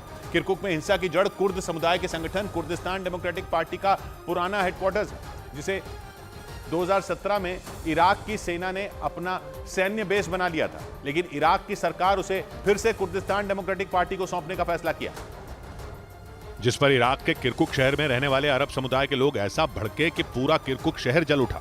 जगह जगह गाड़ियां फूंक दी गई, जिधर नजर गई वहां हिंसा की आग दिखी। सड़कों पर काला धुआं और मरने मारने पर उतारू लोग नजर आए। नतीजा ये हुआ कि हिंसा में 4 लोगों की मौत हो गई और कई लोग घायल हो गए, क्योंकि किरकुक में रहने वाले अरब समुदाय के लोगों को इराक की सरकार का कुर्द समुदाय के समर्थन में फैसला लेना पसंद नहीं आया। किरकुक इराक के उत्तरी इलाके में है, जहां कुर्द, अरब और तुर्कमेन समुदाय के लोग रहते हैं। लेकिन 2017 में कुर्द समुदाय के संगठन कुर्दिस्तान डेमोक्रेटिक पार्टी ने एक जनमत संग्रह कराकर किरकुक पर कब्जा करने का दावा कर दिया था, जिसके बाद से कुर्द और अरब समुदाय में संघर्ष होने लगा। इधर राजस्थान के झुंझुनू से दिल दहला देने वाला एक वीडियो सामने आया, जिसमें एक कार और एक मोटरसाइकिल की जोरदार भिड़ंत होती दिखाई दी। घटना उस वक्त हुई जब वो कार रॉन्ग साइड से जा रही थी और तभी सामने से आ रही उस मोटरसाइकिल की उससे जोरदार टक्कर हो गई। इस घटना का जो वीडियो सामने आया उसमें एक लड़का अपने घर की तरफ जाता नजर आया। इसी दौरान वो कार रॉन्ग साइड से आती दिखाई दी, जैसे ही वो सड़क के बीचों बीच पहुंची, सामने से आ रही उस मोटरसाइकिल से उसकी जोरदार टक्कर हो गई। टक्कर इतनी जोरदार थी कि वो मोटरसाइकिल घिसटती हुई सड़क के दूसरी ओर जा पहुंची, जबकि उस पर सवार एक आदमी हवा में उछलकर काफी दूर जा गिरा। इस घटना से वहां हड़कंप मच गया। देखते ही देखते लोगों की भीड़ इकट्ठा हो गई। बाद में वहां मौजूद लोगों ने उस घायल आदमी को अस्पताल में भर्ती कराया, जहां उसकी हालत गंभीर बताई गई। इस बीच रूस से जारी जंग के बीच यूक्रेन के राष्ट्रपति जेलेंस्की ने अपने रक्षा मंत्री ओलेक्सी रेजनिकोव को हटा दिया। ओलेक्सी रेजनिकोव ने जंग के दौरान यूक्रेन की सेना को मजबूत करने का काम किया था, लेकिन अब जेलेंस्की ने उन्हें पद से हटाने का फैसला कर लिया। ओलेक्सी रेजनिकोव ने यूक्रेन के रक्षा मंत्री के तौर पर नवंबर 2021 में जिम्मेदारी संभाली थी और उन्होंने ही फरवरी 2022 में जंग छिड़ने के बाद पश्चिमी देशों से मदद की गुहार लगाई थी, जिसके बाद पश्चिमी देशों ने यूक्रेन की बढ़ चढ़कर मदद की और जेलेंस्की की सेना ने पुतिन की फौज के आगे घुटने नहीं टेके। लेकिन यूक्रेन की मीडिया के मुताबिक रक्षा मंत्रालय में भ्रष्टाचार बढ़ने के बाद जेलेंस्की ने उन्हें पद से हटा दिया। हालांकि ओलेक्सी रेजनिकोव पर भ्रष्टाचार के आरोप नहीं लगे। जेलेंस्की ने ऐलान किया कि इसी हफ्ते यूक्रेन को नया रक्षा मंत्री मिल जाएगा। उधर रूस के सोची शहर में तुर्की के राष्ट्रपति से मुलाकात के बाद पुतिन अनाज समझौते पर बातचीत के लिए तैयार हो गए। रूस जुलाई महीने में समझौते से हट गया था, जिसके तहत यूक्रेन का अनाज काला सागर से होते हुए दुनिया के कई देशों को एक्सपोर्ट होता था। और रूस के ग्रेन डील से हटने के बाद काला सागर के रास्ते होने वाले यूक्रेन के अनाज निर्यात पर ब्रेक लग गया, क्योंकि यूक्रेन को वहां अपने जहाजों पर रूसी हमले का खतरा दिखाई देने लगा। ग्रेन डील खत्म होने से दुनिया में गेहूं की कीमतें बढ़ गईं और कई देशों में खाने का संकट खड़ा हो गया। इसीलिए तुर्की के राष्ट्रपति रजब तैयब एर्दोआन ने पुतिन को मनाने के लिए उनसे रूस के सोची शहर में मुलाकात की। पिछले साल जुलाई महीने में भी तुर्की और संयुक्त राष्ट्र की मध्यस्थता के बाद ही रूस इस समझौते में शामिल हुआ था और इस बार भी तुर्की के राष्ट्रपति पुतिन को बातचीत के लिए मनाने में कामयाब हुए। तुर्की के राष्ट्रपति ने उम्मीद जताई कि जल्द ही रूस एक बार फिर अनाज समझौते में शामिल होगा, जिसके बाद यूक्रेन के जहाज बिना किसी डर के काला सागर के रास्ते अनाज का निर्यात कर पाएंगे। इस बीच पश्चिमी मीडिया ने दावा किया कि ब्रिटेन और डेनमार्क यूक्रेन के पायलटों को F-16 लड़ाकू विमान उड़ाने की ट्रेनिंग देंगे, ताकि वो जल्द ही इन अमेरिकी लड़ाकू विमानों का इस्तेमाल रूस की सेना के खिलाफ कर सकें, जिसके लिए यूक्रेन के पायलट कई महीनों से इंतजार कर रहे हैं, क्योंकि रूस के लड़ाकू विमानों से पार पाने और रूसी सेना को तगड़ी टक्कर देने के लिए यूक्रेन पिछले कई महीनों से F-16 लड़ाकू विमानों की मांग कर रहा है, लेकिन अमेरिका ने उसकी इस मांग को हर बार ठुकरा दिया। इसके पीछे की बड़ी वजह यह है कि यूक्रेन के पायलट F-16 जैसे खतरनाक फाइटर जेट को उड़ाना ही नहीं जानते। इसलिए ब्रिटेन और डेनमार्क यूक्रेन के पायलटों को F-16 उड़ाने की ट्रेनिंग देंगे। साथ ही ट्रेनिंग खत्म होने के बाद नेटो देश डेनमार्क यूक्रेन को ये फाइटर जेट भी देगा, और अगर डेनमार्क ने ऐसा कर दिया तो जंग की बाजी पलट सकती है, लेकिन इसके लिए यूक्रेन को कई महीनों का इंतजार करना पड़ सकता है, क्योंकि इनकी ट्रेनिंग 4 महीने तक चलने वाली है। उधर न्यूज एजेंसी रॉयटर्स के मुताबिक रूस, बेलारूस और ईरान के प्रतिनिधियों को नोबेल पुरस्कार समारोह के लिए भेजा गया न्योता वापस ले लिया गया। नोबेल फाउंडेशन ने दूसरे देशों की तरह इन तीनों देशों को भी इस साल के नोबेल पुरस्कार समारोह में हिस्सा लेने के लिए आमंत्रित किया था, लेकिन भारी विरोध के बाद नोबेल फाउंडेशन ने अपना फैसला बदल दिया। रॉयटर्स के मुताबिक रूस, बेलारूस और ईरान को नोबेल पुरस्कार समारोह में शामिल होने के लिए भेजा गया न्योता वापस ले लिया गया। यूक्रेन जंग की शुरुआत से ही बेलारूस पुतिन के साथ खड़ा है, जबकि ईरान और रूस के रिश्ते भी पहले से और ज्यादा मजबूत हुए हैं। यही वजह रही कि स्वीडन के कई सांसदों ने इन देशों में होने वाले नोबेल पुरस्कार समारोहों में शामिल होने पर आपत्ति जताई, जिसके बाद इन देशों के प्रतिनिधियों को भेजा गया न्योता वापस ले लिया गया। इधर दिल्ली में एक फुटओवर ब्रिज पर ऑटो रिक्शा दौड़ाने का एक वीडियो सोशल मीडिया पर वायरल होने के बाद पुलिस ने कड़ी कार्रवाई करते हुए उस ऑटो रिक्शा के ड्राइवर को गिरफ्तार कर लिया, क्योंकि जो वायरल वीडियो सामने आया उसमें एक ड्राइवर अपने ऑटो रिक्शा को फुटओवर ब्रिज की सीढ़ियों पर चढ़ाता हुआ नजर आया और वहां मौजूद एक लड़का उस ऑटो रिक्शे को सीढ़ियों पर चढ़ाने के लिए उसे पीछे से धक्का देता दिखाई दिया, जबकि वहां खड़ा एक दूसरा लड़का पीछे से दौड़कर उस ऑटो रिक्शा की सीट पर कूद कर बैठता दिखा। बताया गया कि दिल्ली के संगम विहार इलाके में सड़कों पर जैम लग गया था, जिससे बचने के लिए उस ड्राइवर ने अपने ऑटो रिक्शा को फुटओवर ब्रिज पर दौड़ा दिया। तभी वहां मौजूद लोगों ने इसका वीडियो रिकॉर्ड कर सोशल मीडिया पर वायरल कर दिया, लेकिन वायरल वीडियो के सामने आने पर पुलिस ने उस ड्राइवर और उसकी मदद करने वाले दूसरे लड़के को गिरफ्तार कर लिया, साथ ही उसके ऑटो रिक्शा को भी जब्त कर लिया गया। इस बीच उत्तर प्रदेश पुलिस ने झांसी में लूट के एक आरोपी को मुठभेड़ के बाद गिरफ्तार करने का दावा किया। पुलिस ने दावा किया कि पकड़े गए आरोपी और उसके 2 साथियों की उसे काफी दिनों से तलाश थी और पुलिस के मुताबिक उसे आरोपियों की लोकेशन की जानकारी मिल गई। पुलिस का दावा है कि उसके लोकेशन पर पहुंचते ही आरोपियों ने भागना शुरू कर दिया, जिसके बाद पुलिस ने उनका पीछा किया। पुलिस के मुताबिक पुलिस के पीछा करने पर बदमाशों ने गोलियां चलानी शुरू कर दी। काउंटर अटैक में एक अपराधी के पैर में गोली लगी, जो घायल हो गया। पुलिस ने दावा किया कि अंधेरे का फायदा उठाकर 2 बदमाश भागने में कामयाब हो गए, जिनकी तलाश के लिए पुलिस की कई टीमों को लगाया गया। उधर बिहार के खगड़िया से हैरान कर देने वाला एक वीडियो सामने आया, जिसमें कई चोर एक शोरूम का शटर तोड़ते नजर आए। पूरी घटना वहां लगे सीसीटीवी कैमरे में रिकॉर्ड हो गई, जिसमें कई चोर उस शोरूम के शटर को उखाड़ने की कोशिश करते दिखाई दिए। इस घटना का जो वीडियो सामने आया उसमें कुछ चोर खड़े नजर आए, जबकि कुछ चोर शोरूम के शटर को तोड़ने की कोशिश करते दिखे। इसी बीच वहां से एक गाड़ी गुजरती नजर आई, जिसे देखकर वो लोग चुपचाप खड़े हो गए। लेकिन जैसे ही वो कार वहां से गई, सभी अपने काम पर फिर लग गए। कुछ ने बारिश का बहाना बनाकर पॉलिथीन पकड़ ली ताकि उससे उनकी चोरी छिप जाए, जबकि कुछ चोर उस शोरूम के शटर को उखाड़ने लगे। उन लोगों ने मिलकर उस शटर को उखाड़ दिया, लेकिन शटर के बाद शीशे का गेट होने की वजह से वो अंदर नहीं जा पाए। जब वो उस शोरूम के अंदर चोरी करने में कामयाब नहीं हो पाए तो एक ऑटो पर बैठकर वो सभी फरार हो गए। इस बीच यूपी के हापुड़ में वकीलों पर हुई लाठीचार्ज की घटना के विरोध में यूपी के कई शहरों में वकीलों ने जमकर हंगामा किया। पिछले हफ्ते हापुड़ में प्रदर्शन कर रहे वकीलों को यूपी पुलिस ने दौड़ा कर पीटा था, जिसके खिलाफ राज्य के कई जिलों में वकील प्रदर्शन कर रहे हैं। प्रयागराज में भी वकीलों ने यूपी पुलिस के खिलाफ जुलूस निकाला और पुलिस प्रशासन के खिलाफ जमकर नारेबाजी की। नहीं चलेगी, नहीं चलेगी। हापुड़ में वकीलों पर लाठीचार्ज की घटना से गुस्साए वकीलों ने हाईकोर्ट के बाहर पुतला फूंका और दोषी पुलिसकर्मियों के खिलाफ एफआईआर दर्ज करने और ऐसी घटनाएं दोबारा न हो, इसके लिए एडवोकेट्स प्रोटेक्शन एक्ट बनाने की मांग की। वहीं लखनऊ में भी वकीलों ने जमकर हंगामा किया, जिसे रोकने के लिए भारी पुलिस फोर्स तैनात की गई। इस दौरान पुलिस ने बैरिकेडिंग लगाकर उन्हें रोकने की कोशिश की, जबकि प्रदर्शन कर रहे वकील अपनी मांगों पर अड़े रहे। हम लोग पूर्णतः उनके साथ हैं, चाहे लाठीचार्ज हो, चाहे जेल जाना पड़े, हम उनको न्याय दिला के रहेंगे। कुछ रोज पहले सड़कों पर वकीलों ने एक महिला वकील के खिलाफ केस दर्ज होने के विरोध में जैम कर प्रदर्शन किया था। हालांकि पुलिस ने उनको पहले समझाने की कोशिश की थी, लेकिन वो नहीं माने, जिसके बाद पुलिस ने उन पर लाठीचार्ज कर दिया था। उधर इजराइल के तेल अवीव शहर में अफ्रीकी देश एरिट्रिया के शरणार्थियों ने इजराइल की सरकार के खिलाफ जोरदार प्रदर्शन किया। इजराइल के मीडिया के मुताबिक वहां एरिट्रिया के दूतावास ने अपने देश की सरकार के 30 साल पूरे होने पर जश्न का ऐलान किया था, जिसका इजराइल की सरकार ने भी समर्थन किया। दावा किया गया कि इसीलिए तेल अवीव में रहने वाले एरिट्रिया के शरणार्थी भड़क गए और सैकड़ों की संख्या में सड़कों पर उतर आए और गुस्साए लोगों ने एरिट्रिया के दूतावास के बाहर प्रदर्शन किया। और जब इजराइल के पुलिस वालों ने उन्हें रोकने की कोशिश की तो वो उनसे भी भिड़ गए, जिसके बाद प्रदर्शनकारियों को खदेड़ने के लिए पुलिस ने आंसू गैस के गोले छोड़े। इसके बाद प्रदर्शनकारियों ने पत्थरबाजी शुरू कर दी और कई दुकानों में भी तोड़फोड़ की। इस झड़प में 100 से ज्यादा लोगों के घायल होने की खबरें आईं। इजराइल के मीडिया के मुताबिक पिछले 30 साल में करीब 25,000 एरिट्रियाई नागरिक इजराइल में शरण ले चुके हैं, जो एरिट्रिया की तानाशाह सरकार के जुल्म से बचने के लिए मिस्र के रास्ते इजराइल पहुंचे। ये लोग एरिट्रिया की सरकार से नफरत करते हैं, इसलिए जब तेल अवीव में एरिट्रिया के दूतावास ने जश्न की घोषणा की तो वहां रहने वाले एरिट्रिया के शरणार्थी भड़क गए। इस बीच रूस से जारी जंग के बीच जेलेंस्की ने लंबी दूरी तक वार करने वाला हथियार बनाने का दावा कर दिया। जेलेंस्की के मुताबिक ये नया हथियार 700 किलोमीटर से ज्यादा दूरी तक हमला करने में सक्षम है। और जेलेंस्की ने यह दावा रूस के स्कोव शहर में एयरपोर्ट पर हुए हमले के ठीक 2 दिन बाद किया। रूस के मीडिया ने उस हमले में यूक्रेन का हाथ होने की आशंका जताई थी, लेकिन एस्टोनिया के नजदीक मौजूद रूस के स्कोव शहर की यूक्रेन से दूरी करीब 600 किलोमीटर है। इसीलिए इस हमले में सीधे यूक्रेन से हमला होने की आशंका को नकार दिया गया था, क्योंकि पश्चिमी मीडिया के मुताबिक यूक्रेन के पास ऐसा कोई हथियार था ही नहीं जो इतनी ज्यादा दूरी पर हमला कर सके।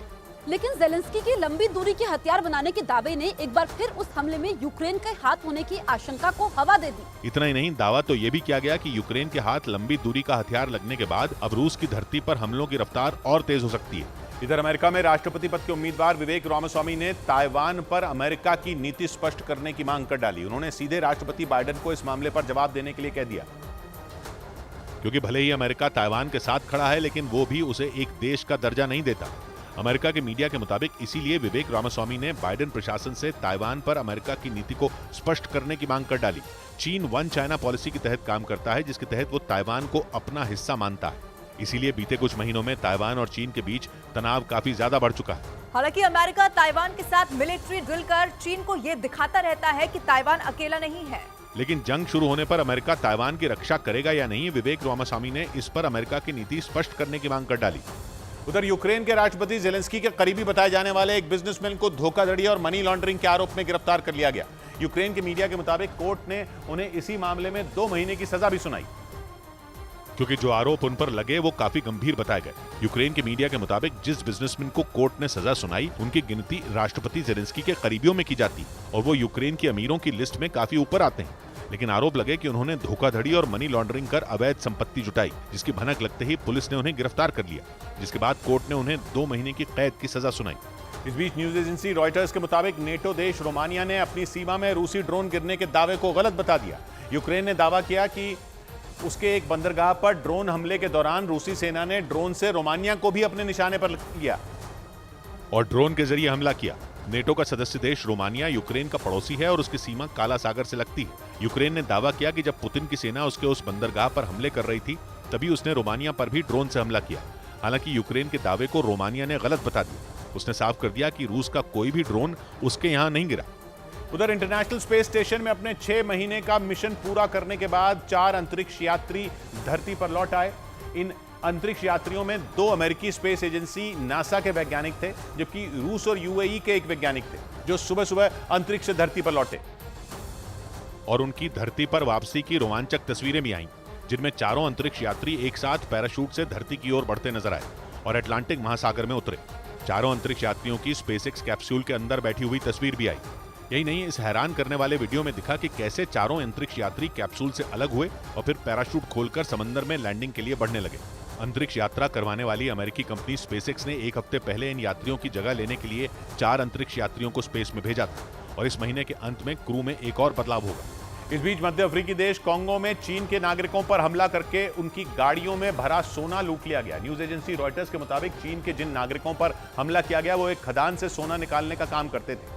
बताया गया कि खदान से सोना निकालने के बाद वो उसे 4 गाड़ियों में भरकर ले जा रहे थे, लेकिन इसी दौरान रास्ते में घात लगाकर बैठे हमलावरों ने उन पर हमला कर दिया। रॉयटर्स की रिपोर्ट के मुताबिक इस हमले में चीन के 2 नागरिकों समेत 4 लोगों की मौत हो गई और 3 लोग घायल हो गए। आरोप लगा कि हमलावरों ने गाड़ियों में भरा सोना भी लूट लिया और वहां से फरार हो गए। कांगो दुनिया के बड़े सोना उत्पादक देशों में से एक है और ये हमला कांगो के दक्षिणी किवू प्रांत में हुआ, जहां सोने की कई खदानें हैं। रॉयटर्स के मुताबिक चीन की कुछ कंपनियों ने वहां खदानों से सोना निकालने की आड़ में उन पर कब्जा जमा लिया और दावा किया गया कि इसीलिए वहां के नाराज समूह अक्सर चीन की उन कंपनियों के कर्मचारियों को निशाना बनाते हैं। इधर परमाणु हमले का अभ्यास करके किम जोंग उन ने अमेरिका और दक्षिण कोरिया को सख्त चेतावनी दे दी। उत्तर कोरिया की न्यूज एजेंसी KCNA के मुताबिक वहां की सेना ने पश्चिमी सागर की ओर 2 क्रूज मिसाइलें दागी, जिसका एक वीडियो भी जारी किया गया, जिसके जरिए उत्तर कोरिया ने अमेरिका और दक्षिण कोरिया को न्यूक्लियर अटैक की धमकी दे डाली। वहां की न्यूज एजेंसी KCNA ने दावा किया कि KPA यानी नॉर्थ कोरियन पीपल्स आर्मी ने परमाणु हमले का अभ्यास किया और इस अभ्यास के दौरान सेना ने पश्चिमी सागर की ओर 2 क्रूज मिसाइलें दागी। माना जा रहा है कि किम जोंग उन ने अमेरिका और दक्षिण कोरिया के खिलाफ अपनी सैन्य शक्ति को मजबूत करने की ठान ली। यही वजह रही कि उन्होंने परमाणु हमले का अभ्यास कर अपनी ताकत दिखा दी।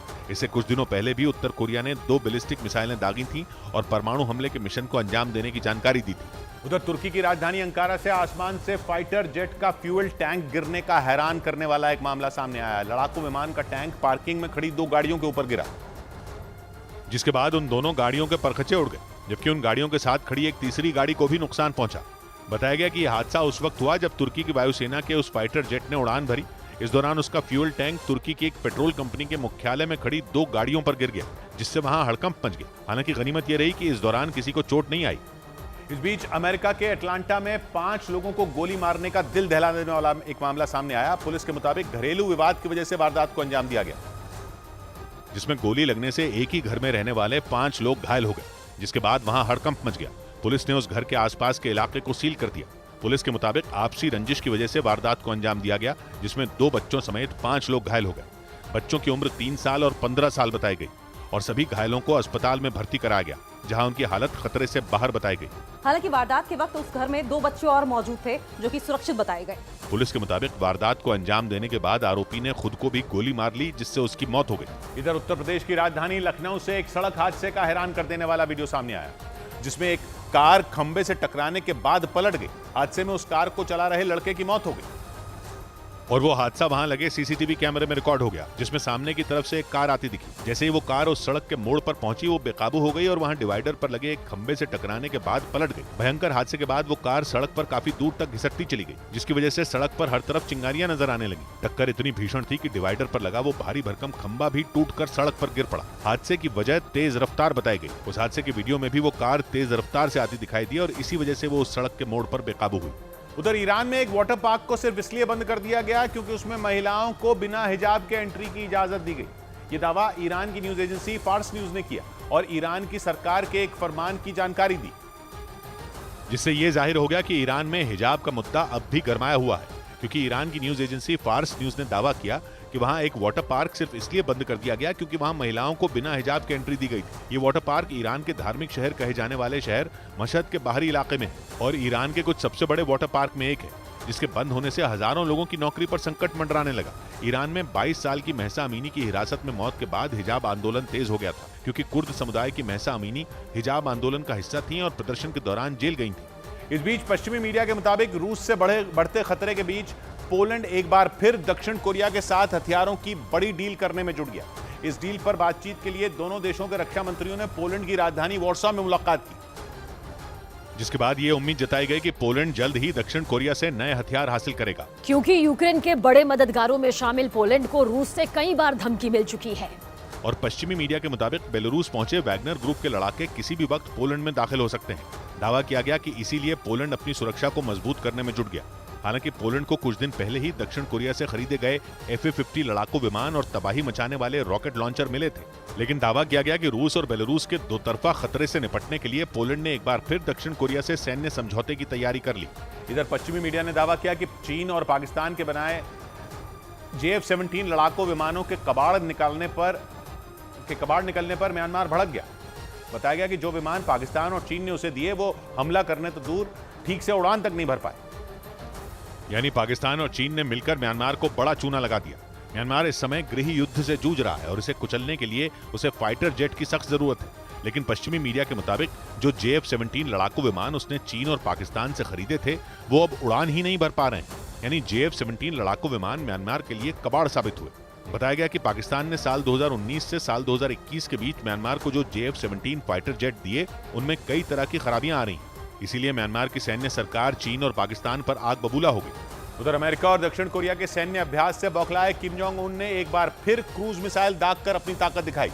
कुछ दिनों पहले ही अमेरिका और दक्षिण कोरिया ने जमीन के साथ ही आसमान में भी सैन्य अभ्यास किया था, जिसके बाद किम जोंग उन आग बबूला हो गए। इसीलिए इस बार उन्होंने अमेरिका को अपनी बड़ी ताकत दिखाई। दक्षिण कोरिया की मीडिया के मुताबिक उत्तर कोरिया की तरफ से येलो सी में दक्षिण कोरिया की सीमा के करीब क्रूज मिसाइल दागी गई। कुछ दिनों पहले अमेरिका की वायुसेना के साथ मिलकर दक्षिण कोरिया ने आसमान में दुश्मन को ढेर करने का अभ्यास किया था। बताया गया कि अमेरिका के बम बरसाने वाले विमान भी उस सैन्य अभ्यास में शामिल हुए थे। यही वजह रही कि किम जोंग उन ने भी अमेरिका को एक बार फिर अपनी मिसाइल वाली ताकत दिखा दी। इधर केंद्र सरकार 17 सितंबर को प्रधानमंत्री नरेंद्र मोदी के जन्मदिन के मौके पर विश्वकर्मा योजना लॉन्च करेगी। देश के छोटे कामगारों की आर्थिक मदद के लिए केंद्र सरकार ने प्रधानमंत्री विश्वकर्मा योजना को मंजूरी दे दी। प्रधानमंत्री नरेंद्र मोदी ने 77वें स्वतंत्रता दिवस के मौके पर लाल किले के प्राचीर से विश्वकर्मा योजना की शुरुआत करने का ऐलान किया था। 17 सितंबर को विश्वकर्मा जयंती है और संयोग से यही दिन प्रधानमंत्री का जन्मदिन भी है। केंद्रीय मंत्री धर्मेंद्र प्रधान के मुताबिक पीएम विश्वकर्मा योजना के लिए केंद्र सरकार ने 13,000 करोड़ रुपए जारी किए हैं, जिसकी मदद से देश के 3 लाख कामगारों को फायदा पहुंचेगा। 17 सितंबर से लॉन्च हो रही इस योजना को 3 मंत्रालयों MSME, कौशल विकास और वित्त मंत्रालय की तरफ से लागू किया जाएगा। योजना के तहत तय शर्तों का पालन करते हुए 1 लाख रुपए तक का कर्ज छोटे कामगारों को मुहैया कराया जाएगा। विश्वकर्मा जयंती के अवसर पे, प्रधानमंत्री जी के जन्मदिन के अवसर पे देश में एक नया स्कीम लॉन्च हो रहा है, विश्वकर्मा स्कीम।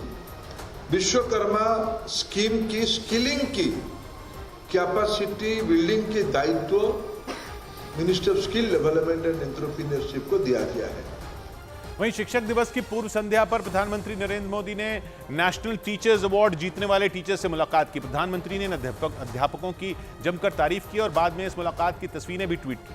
प्रधानमंत्री नरेंद्र मोदी ने लिखा कि ये टीचर अपने क्लासरूम में देश के युवाओं का उज्जवल भविष्य लिख रहे हैं। साथ ही शिक्षा के क्षेत्र में इनके योगदान की तारीफ भी की।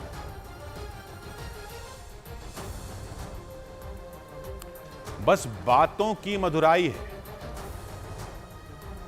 और अंतर काई काई है।